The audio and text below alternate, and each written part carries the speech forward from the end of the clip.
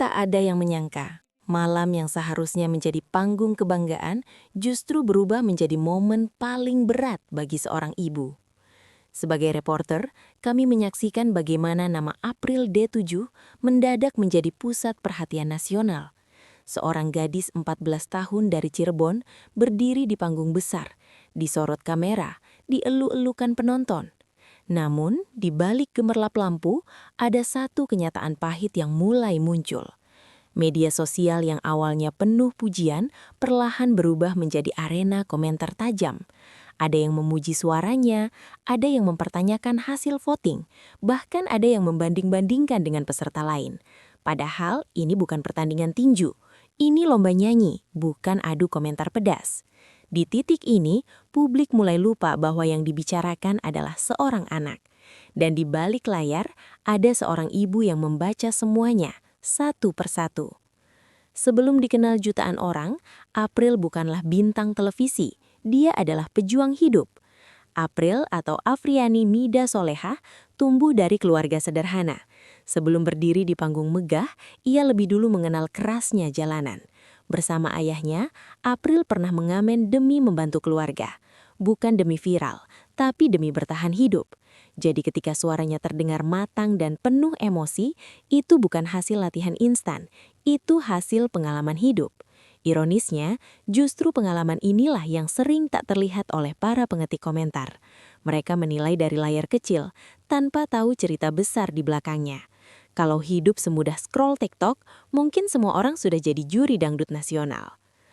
Masuk top 3 bukan kebetulan, tapi hasil konsistensi dan mental baja. Sebagai reporter, kami melihat bagaimana April melaju dari satu babak ke babak berikutnya dengan performa stabil. Suaranya konsisten, ekspresinya jujur, dan setiap penampilan selalu meninggalkan kesan. Namun, semakin tinggi posisi, semakin besar sorotan.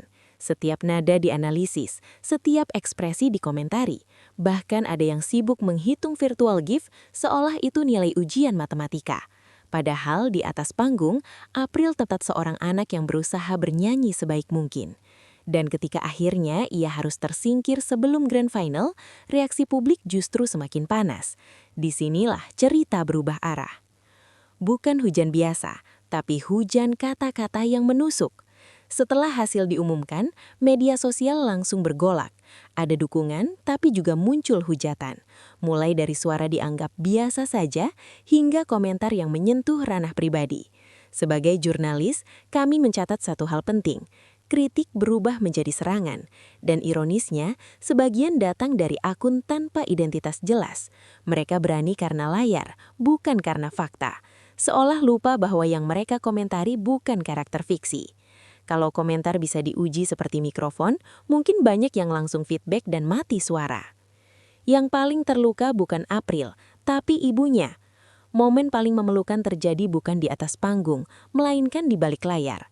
Saat Mama April mengetahui anaknya dihujani komentar menyakitkan, emosinya tak terbendung. Tangisnya pecah, bukan karena kalah, tapi karena melihat anaknya diserang secara mental.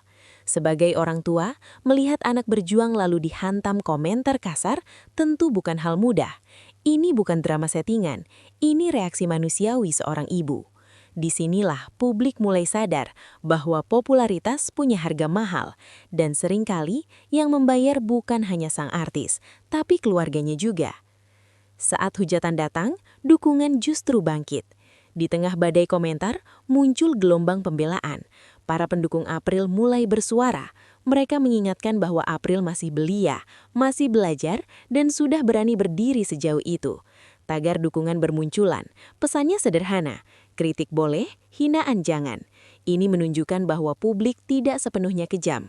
Hanya saja yang paling berisik seringkali bukan yang paling bijak. Dan untungnya, suara baik tetap ada, meski tak selalu lebih keras dari suara nyinyir. Juara 3 bukan akhir, justru awal yang sebenarnya. Sebagai penutup laporan, penting dicatat bahwa April pulang bukan sebagai pecundang. Ia meraih posisi ketiga, membawa pulang penghargaan, pengalaman, dan masa depan yang masih panjang. Dunia hiburan bukan tentang satu malam, tapi perjalanan panjang. Kisah April mengingatkan kita bahwa di balik setiap kontestan ada manusia, keluarga, dan perasaan. Jadi sebelum menulis komentar berikutnya, mungkin kita perlu bertanya, apakah kata-kata kita membangun atau justru melukai? Karena satu komentar bisa dilupakan, tapi luka di hati seorang anak tidak selalu cepat sembuh.